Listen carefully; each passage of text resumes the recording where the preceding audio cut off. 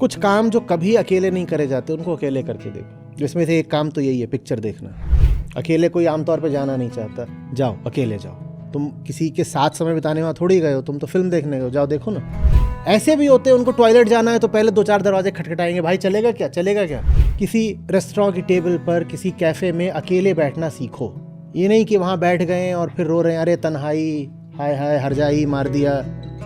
बैठे हैं ना, अकेले बैठे हैं, मौज में बैठे हैं, लगा लो हेडफोन, कुछ सुन लो, किताब खोल लो, कुछ पढ़ लो, सामने चाय रखिए, पियो, मौज करो, क्या करना है। जी, मैं अभी एक कॉलेज से ग्रेजुएट हुआ हूँ जहाँ पर अभी सुनने में आया कि एक लड़के ने सुसाइड कर लिया क्योंकि उसके बैकलॉग्स थे। और जब मैं भी कॉलेज में पढ़ रहा था तो जो प्लेसमेंट का माहौल होता है कि किसकी कितने की पैकेज लगी और वो सब, उसमें बहुत से लोग कॉलेज छोड़ देते हैं क्योंकि वो उस प्रेशर को झेल ही नहीं पाते। तो आचार्य जी ने जैसे कहा था कि परीक्षा खराब हो जाए उसका प्रभाव मन पर नहीं पड़ना चाहिए। तो मेरा सवाल था कि हम ऐसा कैसे हो जाएं कि ये सब होता रहे बाहर बाहर पर अंदर असर ना पड़े। NIT राउरकेला। जी सर।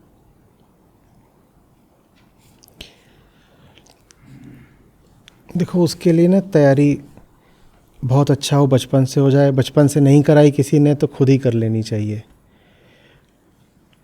अभ्यास ज़रूरी है। ऐसे समझो कि जब कोई घटना घटती है तो हम हम रिफ्लेक्टेड कॉन्शियसनेस, ठीक है, ये मैं पाश्चात्य दर्शन से उधार ले रहा हूँ। रिफ्लेक्टेड कॉन्शियसनेस, ठीक है, ऐसे बोलो परावर्तित चेतना, हम उसके प्राणी होते हैं। तो इसका मतलब ये है कि जैसे आईने में रिफ्लेक्शन होता है ना, कि उधर कुछ हुआ तो उधर ही आईने में भी कुछ हो जाता है साथ में। तो ऐसे ही जब बाहर एक घटना घटती है तो उसके साथ में हमारे भीतर भी एक घटना घट जाती है। जैसे आईने के सामने अगर एक गेंद गिरे तो आईने के अंदर भी एक गेंद गिर जाती है ना। अच्छा, बस जड़ और चेतन में अंतर ये होता है कि आईने के पास कोई विकल्प नहीं होता कि उसमें गेंद गिरेगी कि नहीं गिरेगी। आपने आज तक ऐसा नहीं देखा होगा कि आईने के सामने गेंद गिरी पर आईने के अंदर गेंद नहीं गिरी। ऐसा हुआ है कि उसके सामने आपने गेंद गिरा दी पर आईने में यही दिख रहा है कि गेंद अभी टंगी हुई है? ऐसा तो नहीं होता। हम भी करीब करीब जड़ हो जाने का अभ्यास करे बैठे हैं। तो क्या होता है, बाहर कोई घटना घटती है, ठीक उसी के साथ हम भीतर एक घटना घटने देते हैं। वो काम हमारी सहमति से होता है, उसमें हमारा चुनाव निहित होता है। बाहर कुछ हुआ और उसके परिणाम में हम भीतर भी कुछ हो जाने देते हैं। अभ्यास क्या करना है? अभ्यास ये करना है कि बाहर कुछ हुआ और भीतर मैं कुछ जो होने को खड़ा हो रहा हो उसको पूछूं कि तू स्वतंत्र है क्या, या तू मजबूरी में खड़ा हो रहा है। और अगर उत्तर ये आए कि मजबूरी में खड़ा हो रहा है तो नहीं खड़ा होना है, बैठ जा। उदाहरण देता हूं, अब तो आप ग्रेजुएट हो चुके हो, जॉब करते हो, क्या करते हो आप? जी सर, जॉब कर रहा हूँ अभी। जॉब करते हो तो बॉस भी होगा। जी सर। बॉस है आपका, बॉस बहुत गंदे चुटकुले मारता है। ज़्यादातर बॉस ऐसे ही होते हैं, ठीक है, हाँ। एकदम गंदे गंदे पीजे मारता है। आप उसके सामने बैठे हो, उसने चुटकुला बताया, आप हंसने लगे। वहाँ एक प्रश्न पूछा जाना चाहिए, ये हंसी चुटकुले से आ रही है या मजबूरी से आ रही है? ये बहुत छोटी सी बात है पर हम इसका अभ्यास नहीं करते। बाहर कुछ हुआ, भीतर से जो प्रतिक्रिया में आ रहा है वो न्यूटन्स लॉ जैसा है कि गेंद दीवार पे मारोगे तो दीवार गेंद को वापस मारेगी, या चेतना का विकल्प है वो? ये जरा जरा सी बात पर गौर करना होगा। और अगर पाओ कि ये उधर से चुटकुला आया और इधर आप हे करने जा रहे थे व्यर्थ ही, तो अपने आप को रोक दो, नहीं हंसना है। आपके चुटकुले में जान होती तो हम अपनी हंसी रोक नहीं पाते। अगर हम अपनी हंसी रोक पा रहे हैं तो इसका मतलब मजबूरन हंस रहे थे। हम नहीं हंसेंगे, हम नहीं हंसते। क्या जरूरी है? और ये चीज अपने आसपास आप देखोगे तो पाओगे कि हम सब लगभग पूरी तरह जड़ हो चुके हैं एकदम। इसका प्रयोग करना हो तो सिनेमा हॉल में आप करिएगा, विशेषकर जब आप कोई वहां पर अंग्रेजी मूवी देखने चले जाएं। अभी आप जॉब कहाँ पर कर रहे हो, किस शहर में? एक गांव है मुंद्रा, गुजरात। ठीक, बहुत बढ़िया जगह है, क्योंकि बड़े शहरों में तो फिर भी अंग्रेजी लोग समझ लेते हैं। एक्चुअली अंग्रेजी तो समझ ही लेते हैं, एक्सेंट नहीं समझ में आता जब लोग मूवी देखने जाते हैं। तो आप देखिएगा, कोई इंग्लिश मूवी लोग देखने गए हैं, उनको समझ में ही नहीं आ रहा पर्दे पे क्या चल रहा है, सबटाइटल्स हैं नहीं, और वो एक्सेंट की दिक्कत हो रही है, वहाँ जल्दी जल्दी कुछ बोल रहे हैं या मुँह ताक रहे हैं बैठ के। वहाँ एक आदमी हंस देता है, 5-10 हंसना शुरू कर देते हैं। एक हंस देता है, ये क्यों हंस रहे हैं, ये क्यों हंस रहे हैं? ये इनकी मजबूरी है कि ज़रूर वहाँ कोई हंसने वाली बात हुई है, 5-10 हंसे, हम भी हंसेंगे। ये पूरे तरीके से रिफ्लेक्टेड कॉन्शियसनेस है, इसमें आपका कुछ नहीं है। आपका कुछ है इसमें, गुलामी बस। इसमें कहीं से भी आपकी स्वाधीनता या सचेत विकल्प जैसी कोई चीज़ नहीं है। और ये काम हमने करने का अभ्यास डाल लिया है, तो हमें नहीं पता चलता हम क्यों हंस पड़े। वहाँ पे कुछ हुआ, 4 लोगों ने हा करा, हमने भी हा कर दिया। आप नेताओं की सभा में देखिएगा, वो नेताओं की सभा या किसी ऑडिटोरियम में भी कोई बोल रहा हो, वहाँ भी देखिएगा, वो 10-20 लोग अपने बैठा देते हैं दर्शकों के बीच में, श्रोताओं के बीच में। उनका क्या काम होता है? तालियां बजाना। वो 20 ने एक साथ ताली मार दी जोर से, सब शुरू कर देते हैं बजाना। और यहाँ तो बात ये भी नहीं कि अंग्रेजी समझ में नहीं आई। हमारी आदत हो गई है क्रिया पर प्रतिक्रिया करने की, और क्रिया के अनुरूप ही बिल्कुल, जैसे न्यूटन ने बोला था कि angle of reflection will exactly be equal to the angle of incidence. पर ये तो जड़ पदार्थ का नियम है ना, ये तुम्हारा नियम कैसे बन गया? बिल्कुल नियमबद्ध चलता है, 30 डिग्री पे मारोगे वो 30 डिग्री पे ही वापस आएगा। नियम का कोई उल्लंघन नहीं, हम भी वैसे ही चलने लग जाते हैं। कुछ हो रहा है तो हम भी करेंगे। किसी मनहूस का जन्मदिन है, आप भी वहां पर फंस गए हो दुर्भाग्य से, और केक कटने लगा और वो सड़ा हुआ happy birthday to you, may God bless you, और आप पाते हो आप भी यही कर रहे हो। कितने आज़ाद हो आप जिंदगी में, ये जांचना हो तो वहाँ पर ताली बजाए बिना और गाए बिना खड़े हो जाना। और मैं बताऊँ, ना ताली बजाने का किसी का मन होता है, ना गाने का किसी का मन होता है, लेकिन हर आदमी कर रहा है, हर आदमी कर रहा है।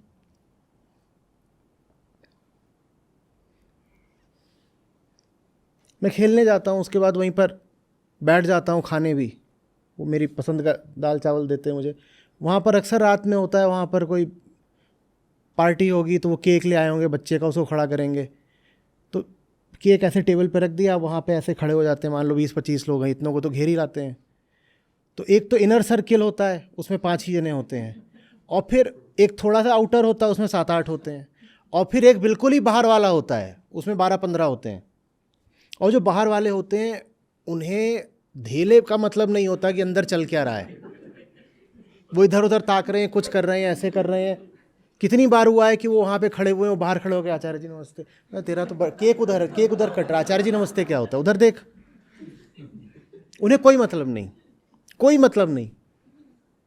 और उनके चेहरों पे लिखा हुआ है कि वो वहाँ सिर्फ ऊब रहे हैं। लेकिन जैसे ही शुरू होगा,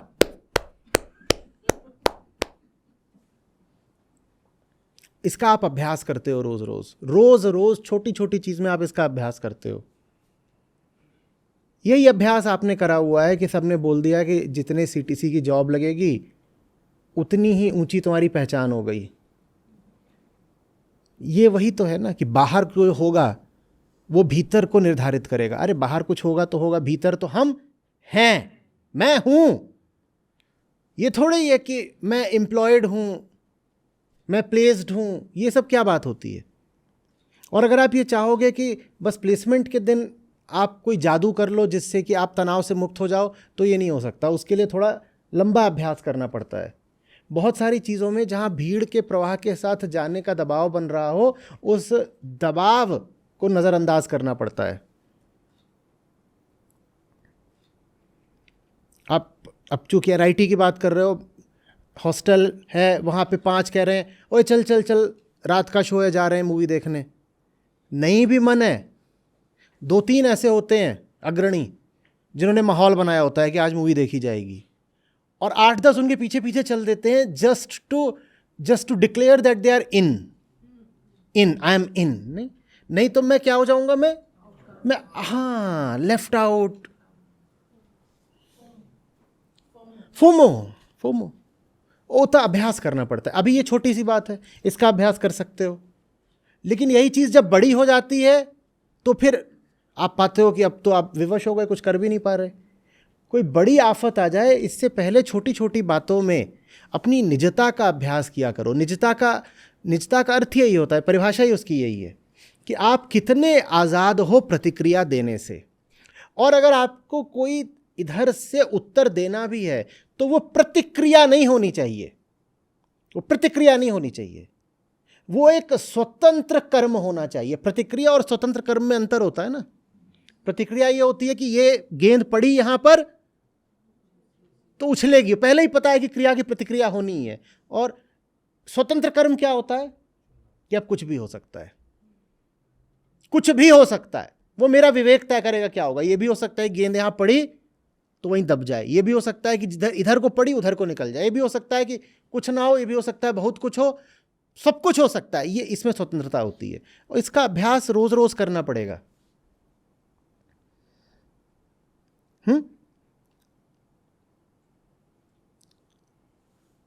मास बंक, वो बंदा बन के दिखाओ ना कि सब भाग गए हैं, तुम कह रहे हो मुझसे पूछ के मास बंक करा था क्या,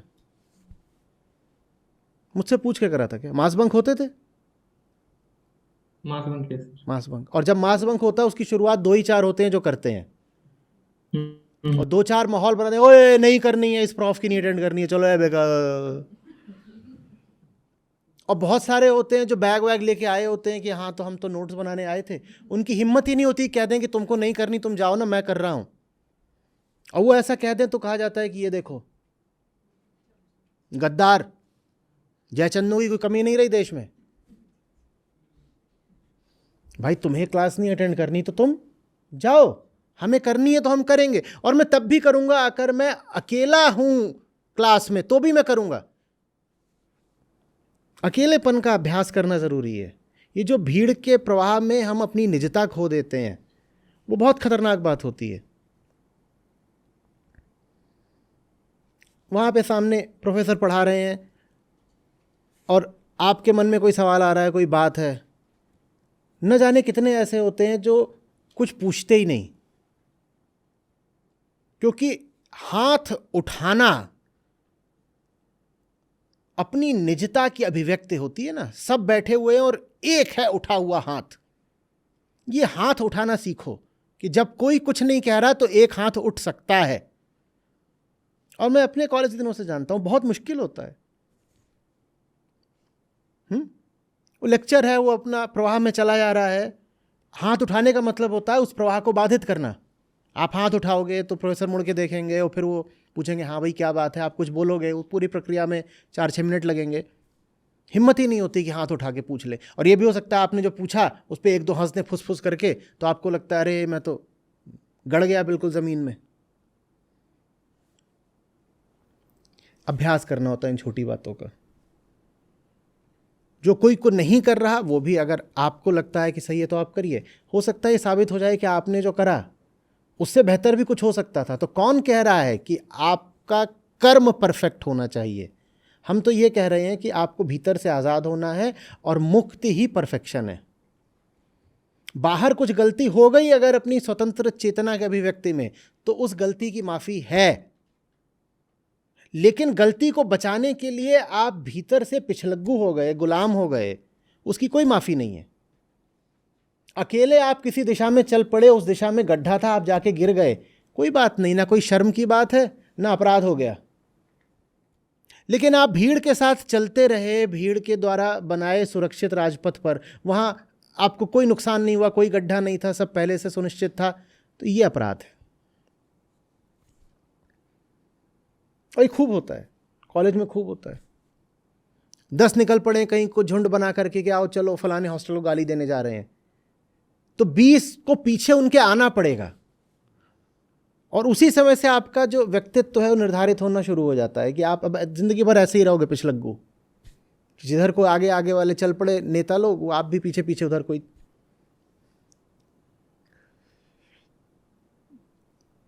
ये जितनों को मैंने काम शुरू करा था, तो लगभग शुरू के 10 वर्ष तो छात्रों से ही बात होती रही ज़्यादा। तो ये खूब रहता था जिसकी आप अभी जिज्ञासा कर रहे हो, प्लेसमेंट प्रेशर। तो क्या है, क्यों प्लेसमेंट प्रेशर है? और वो ऐसा नहीं कि जहाँ पे नौकरियाँ लगती नहीं वहीं पे रहता था, बल्कि उनको कम रहता था, उन्हें पहले ही पता था एडमिशन के समय ही यहाँ कुछ होता नहीं, तो वो मौज में रहते थे। ये वो जो जगह है ना जहाँ तुमको ये आस बनाई जाती है कि यहाँ आओ तो यहाँ नौकरी लगती है, जैसे NIT हो गया, वहाँ पे रहता है दर्दनाक दबाव।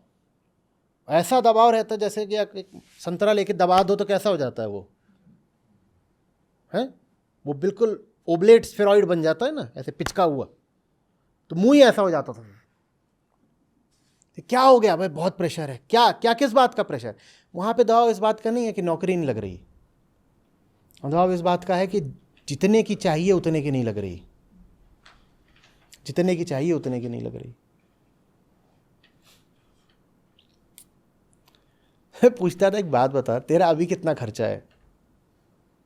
तो ये आज से समझिए 10 साल 12-15 साल पहले की बात, कितना है तेरा अभी खर्चा? तो कोई बोले 4,000, कोई 6,000, कोई बहुत ही नवाब हो तो बोले कि मैं 10,000 खर्च कर देता हूँ महीने के। बोला अच्छा, तेरी लग कितने की रही है जॉब अभी? ये कोई जॉब है, इन हैंड बस 50,000 आएगा। अच्छा, फिर मैं चुप हो जाता था। एक बात बता, मई के महीने तक तू कैंपस में रहेगा, तब तेरा काम अभी चल रहा आराम से 6-8 हज़ार में, और जुलाई में तेरी ज्वाइनिंग है, और जुलाई में तुझे 50,000 भी कम पड़ने लग जाएगा। ऐसा कैसे हो जाएगा? अभी तो बहुत सीधा साधा सवाल है, पर कोई जवाब ही नहीं। क्यों कम पड़ेगा तुझे? ये जो पैसा मिलेगा क्यों कम पड़ेगा? खर्चा दिखाना, क्या खर्चा है तेरा? नहीं खर्चा तो कुछ नहीं, पर खर्चे के हिसाब से थोड़ी देखी जाती CTC, तो किस हिसाब से देखी जाती है? जवाब बहुत भयानक है। आमदनी ये देख के नहीं तय करी जा रही है कि खर्चा कितना है, आमदनी ये देख के तय करी जा रही है कि दूसरों को बताना भी तो है, प्रतिष्ठा। बस आप इतना सोचते भी नहीं हो कि इज्जत की बात है, वो बस एक वेग फियर है जिसको आपने कभी भेदने की कोशिश नहीं करी कि इस डर के अंदर क्या है, मैं क्यों इतना पैसा मांग रहा हूं। 50,000 रुपये महीने के कम कैसे हो गए, ये आपने कभी पूछा भी नहीं। क्या होगा, खर्चे नहीं चलेंगे? खर्चे तो मजे में चलेंगे। 2 महीने के अंदर खर्चे 10 गुने तो नहीं हो सकते, कहां खर्च करोगे? 1-2 लोगों के पास वाजिब जवाब होते भी थे, बोलते चलो एजुकेशन लोन है, ठीक है एजुकेशन लोन कितने की है EMI भाई? किसी की 8,000, किसी की 12,000, चलो ठीक है।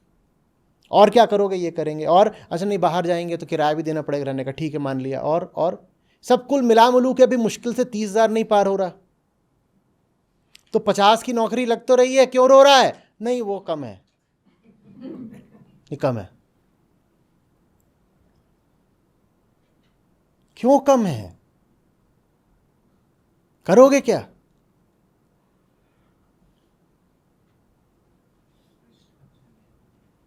मुझे तो इनसे, जिसे कहते हैं खुन्नस, वो व्यक्तिगत तौर पे हो जाए। क्योंकि मैं अपना सब छोड़ छाड़ करके कॉरपोरेट जॉब इनके पास गया था।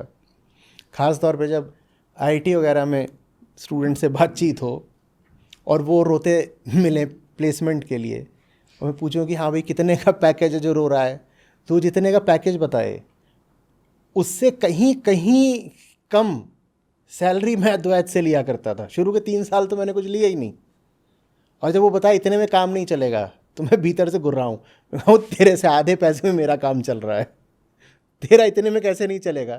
तू 22 साल का लड़का, तुझे ये कम पड़ रहा है। लेकिन आदत, बस आदत। व्यर्थ के शब्द, बिल्कुल खोखले आंकड़े, लेकिन उन आंकड़ों के साथ अपना गौरव प्रतिष्ठा सब जोड़ दिया है। और ये सब कर दोगे तो उसके बाद ज़िंदगी में कभी अकेली राह कैसे चल पाओगे? कुछ भी नया कैसे कर पाओगे?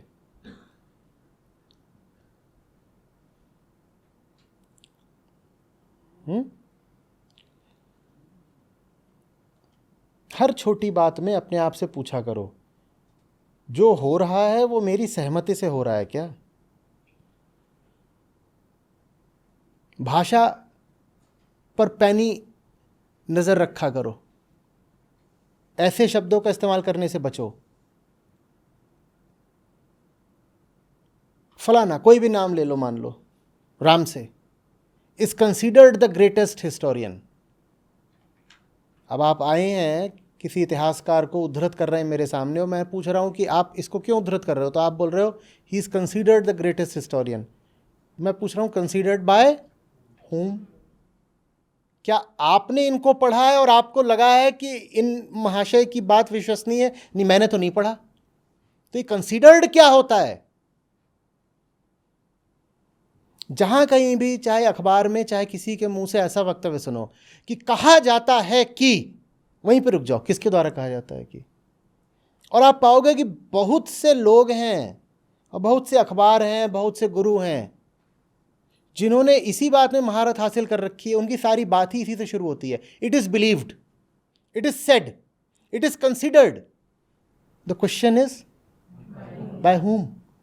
Bye whom? Why don't you specify? साफ साफ बताओ ना, साफ साफ बताओ। नहीं, वो कभी साफ साफ नहीं बताया जाएगा। तो आपका क्या काम है कि जब भी कहा जाए, ऐसी कोई बात आपसे कही जाए, अपने आप को रोक दीजिए, नहीं हम आगे सुनेंगे ही नहीं।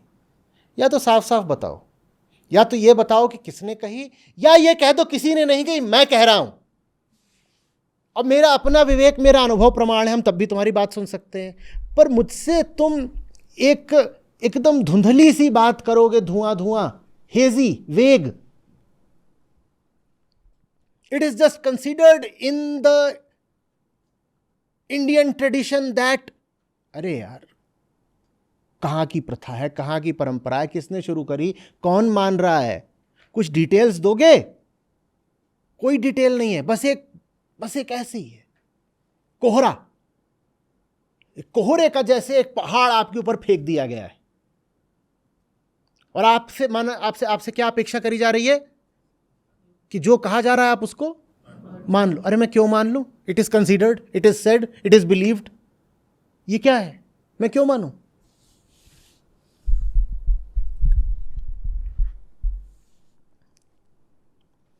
और अगर गणित और विज्ञान भी ऐसे ही चलने लग जाए तो it is believed that there exist something called an electron. Different communities differ on the size, shape and nature of the electron.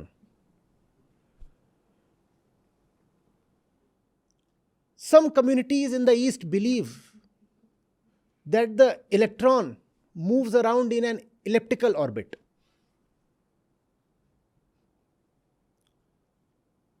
Whereas in Eastern Europe, the tradition is to consider the electron as a mini road roller. ये क्या है? ये believed, ये tradition, ये क्या है? जो बात है, या तो ये कह दो कि तुम्हारी कल्पना है, हम तो भी सुन सकते हैं मनोरंजन के लिए, या साफ साफ बताओ कि क्या बोल रहे हो। लेकिन ऐसी बातें हमसे कही भी जाती हैं और हम उनको मान भी लेते हैं। प्रश्न किया करो, परिभाषाएं पूछा करो, ये जो आप बोल रहे हो ये क्या है, साफ साफ बताइए ये क्या है, ये क्या है। आप जाते हो, आप हॉस्टल में रहते हो, आपको आपके सीनियर्स पकड़ के बोलते हैं भाई हॉस्टल के लिए लॉयल रहने का। तुम भी हॉस्टल में थे क्या?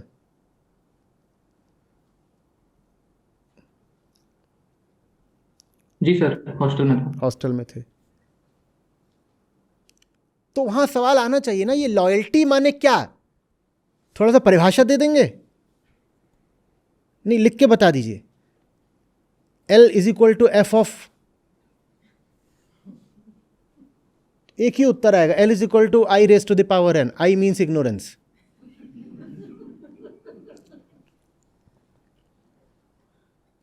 पर वहां घुसे नहीं कि आपको बोला गया आप तुझे लॉयल होने का रे, बोले हाँ मैं लॉयल हो गया रे। मतलब क्या लॉयल माने क्या? लॉयल कैसे? और ऐसे ऐसे करके अभ्यास करते रहोगे किसी भी चीज को मान लेने का, तो फिर आगे की बातें भी तो माननी पड़ेगी ना। आपके लिए पूरी एक एक एक, एक स्क्रिप्ट तैयार करा दी गई है। उस स्क्रिप्ट में एक के बाद क्या, एक के बाद एक पन्ने हैं, प्रकरण हैं। आप ये नहीं कह सकते कि 1 से लेकर के 100 तक तो जितनी बातें थी वो मैंने सारी मान ली उस स्क्रिप्ट की, लेकिन जो 101वीं बात है वो जब मान रहा हूं तो दुख हो रहा है। हर बात मानते चलोगे तो आगे की भी सारी बातें माननी पड़ेंगी। तो अभी जहां पर खड़े हो वहां पे मानने से इनकार करो। मैं नहीं मानता, समझाओ। मैं नहीं मान रहा, समझा तो दो, क्यों मानूं कि ये बात।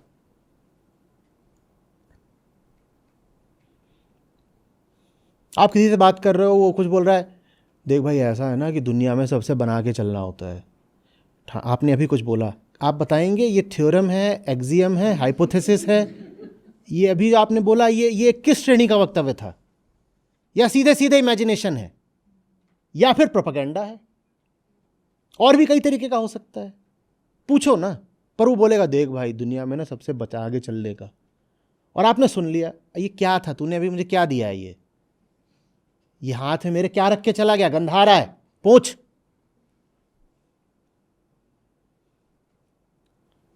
ये क्या बताया आपने?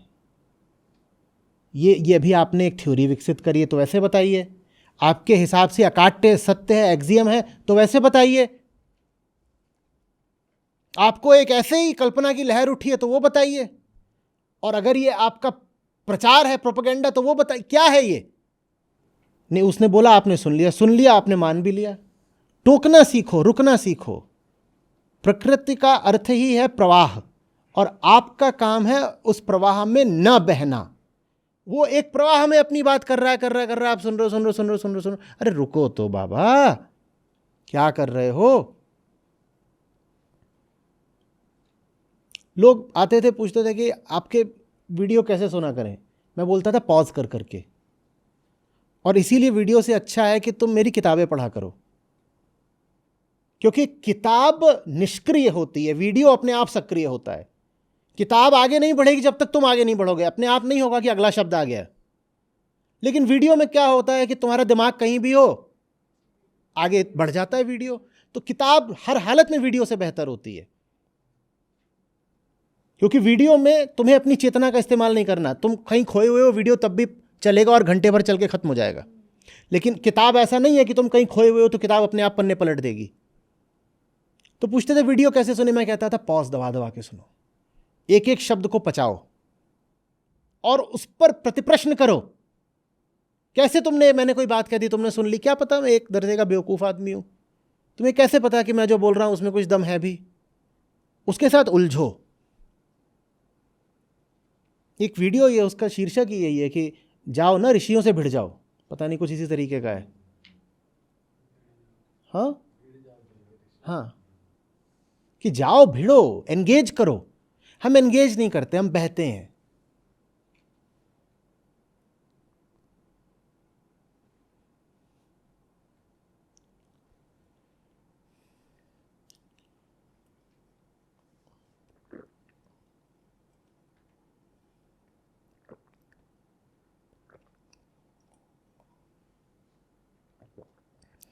बस में अकेले सफर करने वाला बंदा चाहिए।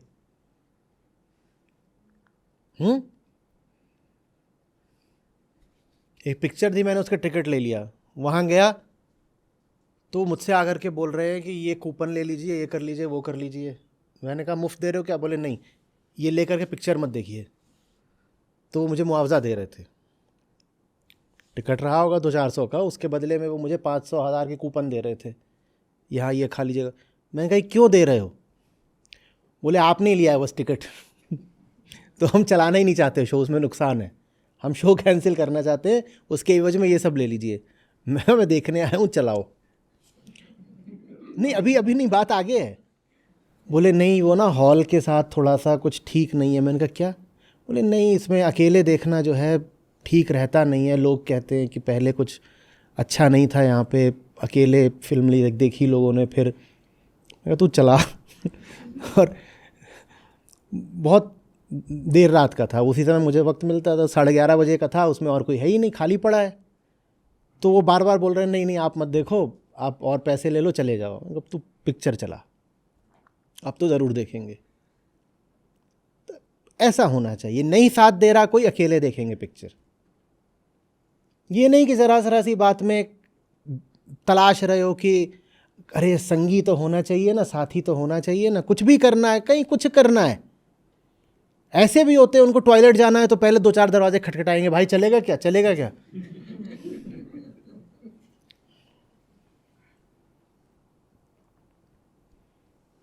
कुछ भी करने जाना है, नीचे जाना है पानी पीने, वो 1-2 को साथ लेके जा रहा है।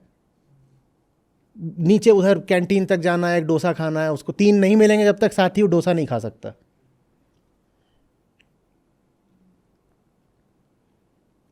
कुछ काम जो कभी अकेले नहीं करे जाते, उनको अकेले करके देखो। जिसमें से एक काम तो यही है, पिक्चर देखना। अकेले कोई आमतौर पे जाना नहीं चाहता, जाओ अकेले जाओ। तुम किसी के साथ समय बिताने वहाँ थोड़ी गए हो, तुम तो फिल्म देखने गए हो, जाओ देखो ना। किसी ऐसी जगह पर हो, ऐसे शहर में हो। मैं त्रिवेंद्रम में था, मेरी मेरी सॉफ्टवेयर वाली जॉब, वहाँ पे ट्रेनिंग चल रही, नहीं कोई साथ मिलता था, मैं अकेले चला जाता था बीच पे कोवलम। थोड़ा लगता है अजीब, क्या करने बीच पे अकेले गए, हाँ अकेले गए, ठीक है अकेले खड़े हैं।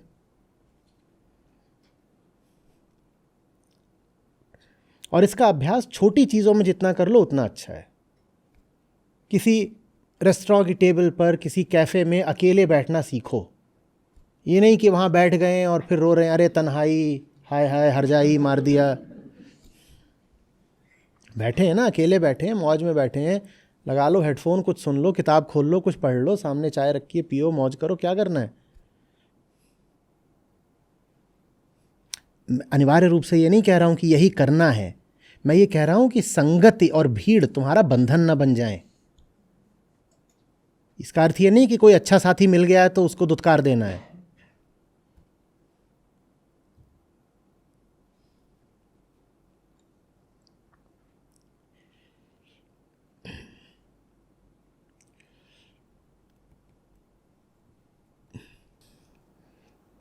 अकेले रात में निकल जाओ, टहल लो, ठीक है। एक सवाल लिख लो आखिरी बात अपने लिए, तुम्हारी ज़िंदगी में ऐसा क्या है जो सिर्फ तुम्हारी ज़िंदगी में है? और अगर ऐसा कुछ नहीं पाओ या बहुत कम पाओ तो समस्या है।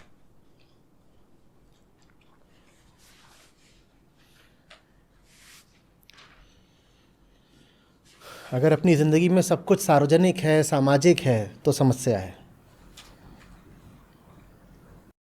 बाजारू।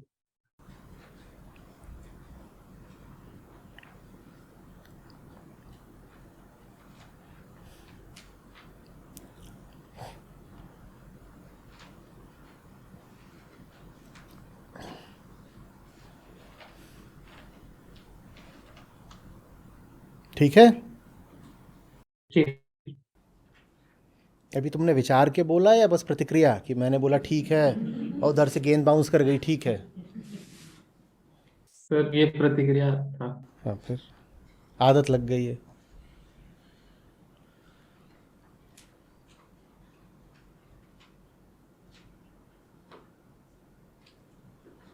इस पूरी बातचीत को सुनना दोबारा से, ठीक है? इतना करना। चलो।